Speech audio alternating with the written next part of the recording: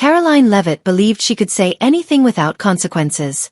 But one comment aimed at Jasmine Crockett triggered a legal storm that reshaped her entire career overnight. The segment wasn't even 15 minutes in when the atmosphere shifted. The panel was live from Austin, Texas, airing nationwide. A roundtable of voices experienced in politics, media, and law. But the tension didn't come from policy disagreements or routine talking points. It started the moment Karoline leaned forward, a faint smirk on her face, and delivered a remark that would follow her indefinitely. Jasmine Crockett, a congresswoman from Dallas, had just offered a calm yet clear point about how race intersects with leadership expectations in Congress. She wasn't confrontational or emotional. She simply stated the reality. There's pressure to appear acceptable, especially for women like me. If I'm too direct, I'm considered aggressive. If I'm too quiet, I'm seen as unfit. That balance is real. That's when Karoline cut in. Well, maybe, she began, her tone edged with sarcasm. If some people stopped acting like victims and actually behaved like leaders instead of running on victimhood, we might see more respect in politics. The room paused. Jasmine's brow tightened. No response yet, though the moderator shifted uncomfortably. Karoline pushed further. And honestly, Jasmine, people don't take you seriously. Not because of your skin color, sorry, but because you behave like others owe you something. That's not leadership. That's entitlement. The moderator froze. A quiet murmur moved through the live audience. Jasmine didn't react outwardly. I don't need anyone to owe me anything, she answered, her voice controlled and steady. I work for my community. I speak with purpose because I carry generations with me. And if that makes people uneasy, that's fine. Her tone didn't rise, but the impact was unmistakable. What was meant to be a policy-centered discussion had shifted into something else entirely. And because it was live, every moment was instantly clipped, reposted, debated, and dissected. Hashtags trended within an hour. TikTok creators compared the exchange to past examples of similar coded remarks. Some viewers called it a loss of composure. Others said it revealed something long hidden. Behind the scenes, producers scrambled, and the network's PR department rushed to draft a statement. Karoline's team messaged her repeatedly urging her to clarify or apologize. But Karoline didn't view her words as a mistake. When the cameras cut to commercial, she shrugged and said loud enough for staff to hear, I said what everyone's thinking. She just didn't like it. She had no idea what she had set off. What she viewed as tough commentary, millions saw as targeted disrespect. Jasmine didn't storm away or react emotionally. She remained at the table, adjusted her microphone, and waited for the next segment. She completed her remarks calmly and with focus. No raised voice, no confrontation. But her earlier silence had already spoken loudly. Viewers weren't just reacting, they were analyzing it. Experts on morning shows labeled it a modern example of dismissiveness packaged as debate. But something larger was unfolding. Jasmine's team had already begun collecting transcripts, videos, and legal notes. She understood this wasn't just a rude exchange. It was a public character attack broadcast nationwide. What made the situation impossible to ignore came later. When a former staffer of Karoline's anonymously leaked private messages suggesting this poke and provoke strategy was intentional. By the next morning, the clip had accumulated more than 12 million views. It appeared everywhere. YouTube, Twitter, Facebook, Instagram Reels, forums, podcasts, and cable news cycles. And it wasn't only the words people focused on, it was Karoline's expression. Confident, dismissive, almost proud. The contrast between her posture and Jasmine's quiet response amplified the reaction. One leaned into the insult. The other absorbed it without wavering. A teacher in Memphis used the clip in her social studies class. A pastor in St. Paul referenced it in a sermon. College students in Arizona posted quotes from it across campus with signs reading, "Words carry weight. So do consequences." Still, not everyone criticized Karoline. Supporters, many tied to conservative media, rushed to defend her. "She's just telling the truth," one radio host said. "People are too sensitive. If we can't challenge racial narratives, what are we even doing?" Others tried reframing the moment. It wasn't racist, it was direct. She didn't lie. Why can't people criticize public figures of color without backlash? But this time, the defense didn't hold. Because the clip didn't stand alone. Journalists quickly resurfaced Karoline's past remarks. A 2019 college speech dismissing implicit bias, a 2021 podcast joking about code switching for white comfort, and a deleted tweet calling Jasmine aggressive with a ghetto tone. Each resurfaced moment added context. Jasmine remained reserved. She posted a single tweet before midnight. Words have power. My team and I are reviewing all options. Accountability matters. Retweets surged immediately. Civil rights groups released statements within hours. High-profile attorneys expressed support. Celebrities shared the clip with captions like, "This is why we speak up, and we stand with you." By lunchtime, Jasmine was trending across multiple platforms. Her district office received flowers, letters, and messages. One handwritten note read, "My daughter watched you and now wants to run for office. Thank you for staying composed." But Jasmine wasn't focused on attention. She told her chief of staff, Samira, "This can't be about the moment. It has to be about the message." Samira asked, "So legal action?" Jasmine didn't hesitate. "Yes. Fully." They knew the risks. Critics would call it censorship. They'd label her sensitive or emotional. But Jasmine was done allowing disrespect disguised as debate to go unchallenged. "We need to stop acting like racial disrespect is part of the job," she said to her legal advisor. "It's not. Not for me or the next generation." By evening, her team released a statement. A lawsuit was being prepared seeking $80 million in damages, both personal and professional. The amount wasn't random.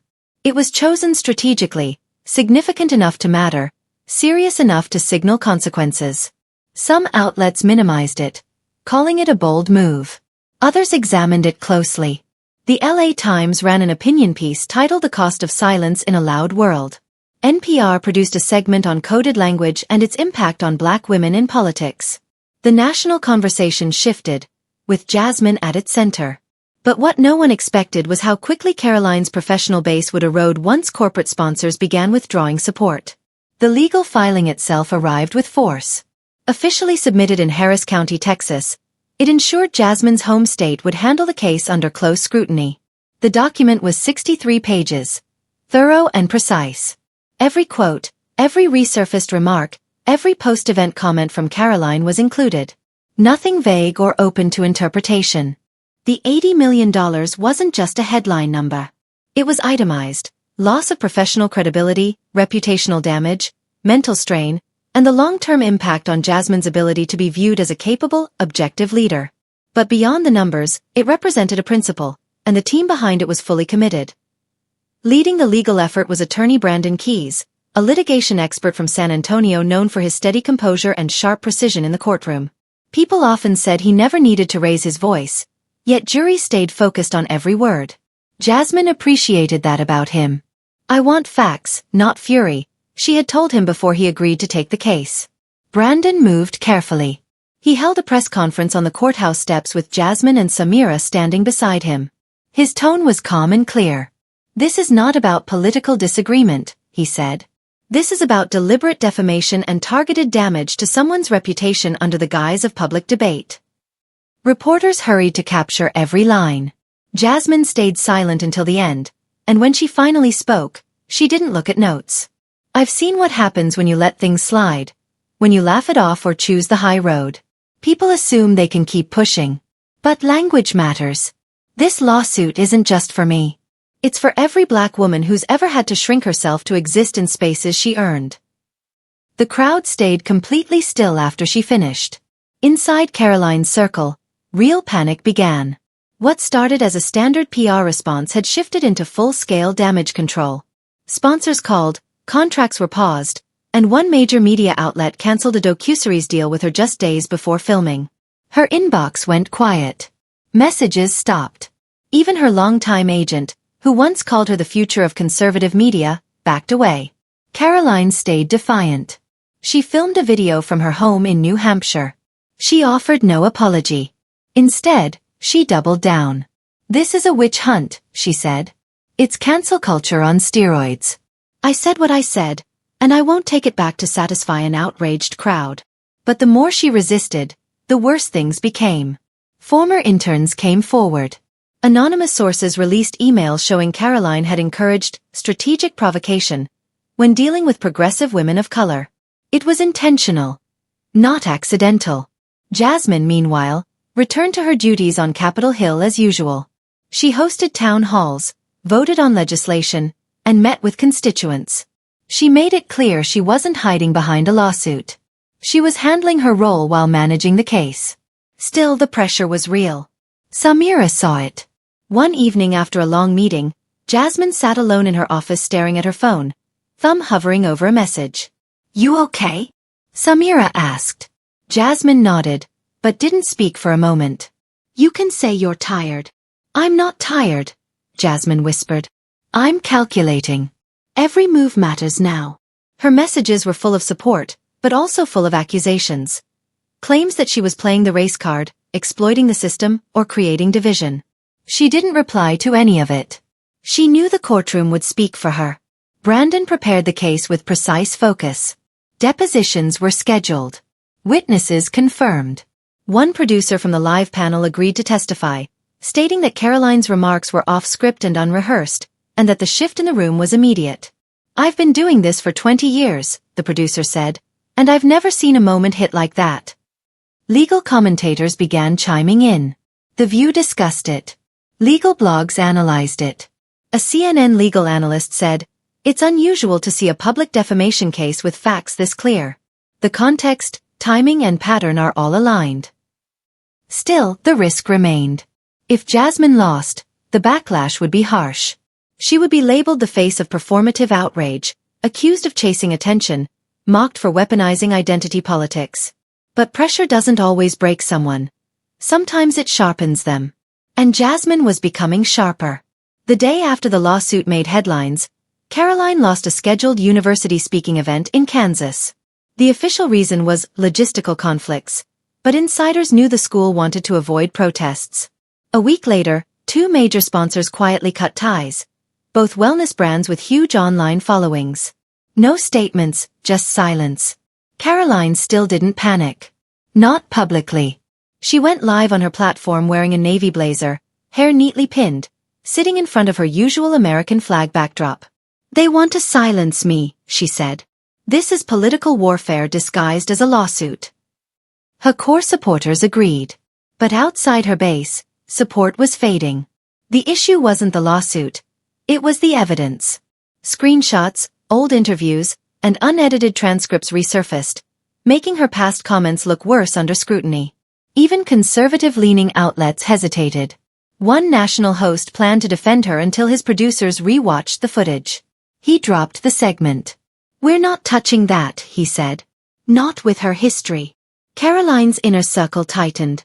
Her PR manager stepped back indefinitely. A longtime friend stopped replying. The silence wasn't loud, but it was unmistakable. She still had online supporters repeating her talking points, but their reach was shrinking. Sponsors don't invest in controversy, they invest in trust. And Karoline was losing it fast. Then came the leaked emails. Someone from her former campaign sent journalists a set of internal strategy notes encouraging Karoline to interrupt liberal women of color mid-sentence to throw them off rhythm. It wasn't illegal, but it looked calculated, and it matched every claim Jasmine made. People who once backed Karoline started distancing themselves. A GOP consultant said off the record, "She's become radioactive. This isn't just a PR issue, it's a values issue." Meanwhile, Jasmine continued her routine with steady professionalism. She didn't taunt Karoline online. She didn't react publicly. She didn't need to. Her silence made the criticism around Karoline even more visible. Brandon advised her to remain composed. "The public is watching. Stay measured." And she did, until a Saturday morning interview shifted the momentum. Karoline appeared on a fringe digital news show, laughing and trying to look relaxed. Then the host said, "A lot of people think you were only saying what everyone feels, especially about Jasmine Crockett. Let's be honest, people are tired of the race narrative." Karoline didn't correct him. She leaned back and laughed lightly. "Well, I won't say you're wrong." The 10-second clip spread everywhere by the evening. This time the reaction wasn't only political.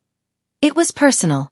Jasmine's team received calls and messages from educators, veterans, single parents, and former congressional interns. People were frustrated with being told their identity was just a narrative. Samira printed the transcript and placed it on Jasmine's desk. "She's spiraling," Samira said. Jasmine barely looked at it. She already fell. Now she's just kicking up dust. Meanwhile, the legal process continued. Karoline's team filed a motion to dismiss, claiming the lawsuit attacked her First Amendment rights, but the judge denied it. The court date was set. Behind the scenes, more people defected. A former assistant contacted Brandon to testify about the planned baiting tactics used in Karoline's media segments. Another former intern handed over files showing she kept pre-written jabs ready in case certain topics came up. It was clear now, nothing about it had been spontaneous, it had been planned, and that plan appended everything by month's end. Karoline's name vanished from the speaker roster at a major conservative conference. One of her book publishers pulled out of talks. Her brand was unraveling, not because Jasmine tore it down, but because its foundation had always been unstable. The public, however, wasn't finished watching, and Jasmine wasn't finished speaking. Her voice only grew louder, and her message began reaching places Karoline never could. People stopped whispering and started talking openly. In meetings, classrooms, front yards, and barbershops. The more they spoke, the clearer the picture became. This wasn't about a single comment or a single woman. It had become a mirror reflecting the wider conversation about race, respect, and public conduct in America. In Phoenix, a city council meeting unrelated to the lawsuit opened with a speaker referencing Jasmine's case in Nashville. For a Black History Month assignment on leadership, nearly half of a group of middle schoolers selected Jasmine Crockett as their subject. The moment had become a movement. Cable networks scrambled to keep up. Every panel had something to say. What surprised many was who started changing their tone. Voices that had been neutral or conservative-leaning began acknowledging that Karoline's pattern of behavior had crossed a line. Not out of trendiness, but because they were seeing it through the eyes of daughters, students, and colleagues. Karoline didn't even flinch when it happened. One commentator on a live panel said, "That's what got me." Jasmine hadn't shouted or performed for the camera. She absorbed the moment and stood her ground. That stillness kept returning in people's descriptions. It became a freeze frame saying, "I'm used to this, but I won't accept it anymore." Civil rights organizations organized town halls that were framed as conversations, not protests. A college in Oregon hosted a roundtable titled, "Respect in Public Discourse." Jasmine didn't attend, yet her name came up more than 30 times. When a moderator asked, "What does strength in leadership look like?" a young student answered, "It looks like knowing when to speak and when not to dignify nonsense." Meanwhile, Karoline's reputation continued to suffer. A viral post from a former roommate painted her as someone who treated confrontation like sport and used identity as a target rather than a topic. Another former collaborator shared a story about a media training session where Karoline practiced interrupting opponents, specifically women of color, to unsettle them. This was no longer hearsay. It had become a chorus. Karoline's defenders thinned. A few stayed loud online, but momentum had shifted. The lawsuit stopped being a political chess move and became personal and tangible. Back in Dallas, Jasmine stuck to her schedule. Meetings, school visits, community fundraisers, but she felt the change, too. At a small event in Garland, an older woman handed her a plastic bag with a pair of earrings. "My mother gave me these when I turned 30, she said. "They're for speaking your truth. Wear them now." Jasmine tried to decline. The woman insisted. "Don't give them back. Pass them forward when it's time." Those quiet gestures mattered most. Not the retweets or headlines, but the small, real affirmations. Brandon noticed it as well. After a strategy call, he pulled Jasmine aside. "You know what people are seeing now?" he asked. "They're seeing you as someone who didn't let the insult be the end of the story." Jasmine gave him a look. "It wasn't the insult I was worried about. It was the pattern." She was right. The power of the case lay not just in Karoline's remark, but in the environment that allowed such remarks to continue without consequence. Once that silence was broken, public school teachers raised the case during staff trainings on language and inclusion. A Minneapolis nonprofit named Jasmine its Woman of the Year for challenging a culture of quiet endurance with unapologetic resolve. Jasmine didn't chase talk show appearances or press tours, yet her voice still resonated. At a youth summit in Tulsa, she delivered a short speech that later trended online. "I didn't sue to make a name for myself. I sued because sometimes you have to say enough. Enough pretending some lines aren't real. Enough acting like we're too fragile to demand respect. I didn't want a spotlight. I wanted a standard." While her message inspired others, Karoline continued to slide, and her next move would only deepen the damage. Once the cameras left, a different kind of quiet settled in. Heavy, not peaceful. Jasmine felt it late at night, when she was no longer Congresswoman Crockett on the House floor or a viral clip. Just Jasmine, the daughter, the woman, alone with the noise in her head. She didn't cry, but sleep eluded her. The fight was necessary, but exhausting. Her father, Leroy Crockett, a veteran marcher from the 1970s who'd been arrested in Baton Rouge, called that Sunday. His voice was raspy and slower, but still carried weight. "You holding up, baby?" he asked. "I'm all right," she replied. "You sure?" "No," she said, "but I'm still standing." He chuckled. "That's what we do. We stand." Then he said something unexpected.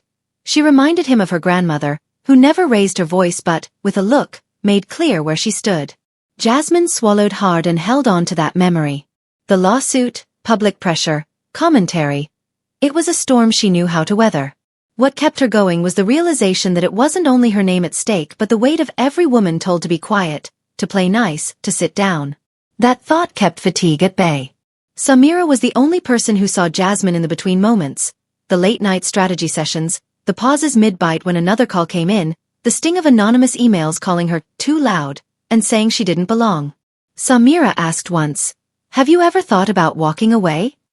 Jasmine looked back at her and said, "Every day." Then I remember who's watching. The team grew closer and more protective. Brandon tightened press responses, aware how fast narratives could spin. Jasmine's phone was nearly always at hand. Every text, headline, or email could be a new landmine. Yet there were moments of light. A college student from Oakland sent a handmade card, construction paper, glitter, and a short note. "You look like someone I want to be when I grow up. Please don't stop." Jasmine kept that card in her wallet. Inside Karoline Leavitt's Connecticut home, however, things were fraying, though she never admitted it publicly. She snapped at her assistant, distrusted a PR rep who advised silence, and argued with her fiancé for not defending her publicly. "What am I supposed to say? That people misunderstood what you said?" he replied. The walls were closing in. She did another podcast interview. Her voice trembled. "I just think this is blown out of proportion," she said. "If we're going to sue people over opinions, what's next?" But the opinion defense no longer held. This was about pattern, intent, and harm. Jasmine's legal team strengthened their case daily. Another former employee provided a voice recording of a meeting where Karoline laughed while reading hate mail addressed to black female politicians and dismissed it as free content. The case had shifted into a character study, and Karoline was failing.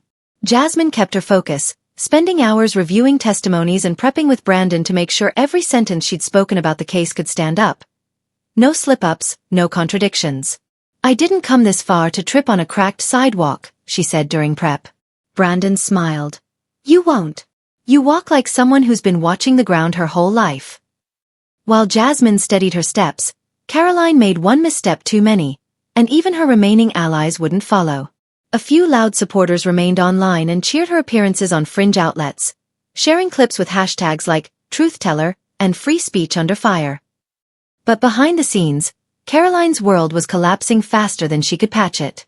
On a Wednesday afternoon she tried one last unfiltered push, a live stream from her home office.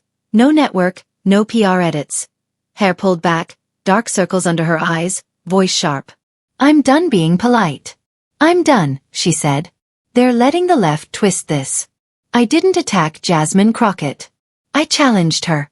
I confronted hypocrisy. Now I'm being sued for saying what every American should be able to say, without fear." She paused, sipped from a mug with an American flag in frame.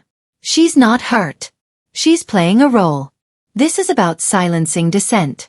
They want people like me cancelled, but I'm not going anywhere. Comments flooded. Some supportive, others brutal. Within an hour, screenshots circulated across Twitter.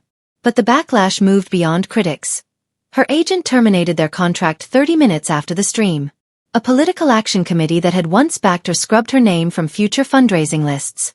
A former campaign manager publicly denounced her remarks, calling the lawsuit a long overdue response to behavior tolerated too long. That stung. He'd been someone she trusted. He accused her of being the system she claimed to challenge, a mouthpiece for disrespect in a blazer. What really broke her momentum was a Friday livestream interview with a minor YouTube host where she let something slip. Jasmine's whole brand is being a victim. That's her lane. I poke her a little and now I'm in court. Please. The clip was clipped by a young staffer on Jasmine's legal team and sent to Brandon. He called a trusted legal analyst. You watching this? The analyst replied immediately, oh yeah, that's the final nail. The clip went viral within hours. This time, a prominent conservative columnist wrote a scathing piece titled, When Being Right Means Knowing When to Stop Talking, dissecting Karoline's refusal to accept responsibility and the culture she helped sustain. There's a moment where stubbornness becomes self-sabotage, the column read. Karoline had passed that moment weeks earlier. Even major conservative donors began quietly distancing themselves, contacting Jasmine's office not to apologize but to say, we see this now. We don't want our names tied to it. Karoline felt the silence acutely, not online, but from real life. Friends who didn't return texts, family suggesting she sit things out for a while, a cousin who blocked her on Facebook. For someone who lived off visibility, invisibility was torture. She second-guessed everything. Her publicist, her content team, old strategies. Nothing worked. She couldn't control the narrative. She wasn't getting quoted. Bookers ignored emails. The rising political star had become a cautionary tale. Jasmine, meanwhile, had not spoken publicly in nearly a week. No interviews, appearances, or statements. But that silence felt more powerful than any press conference people were quoting.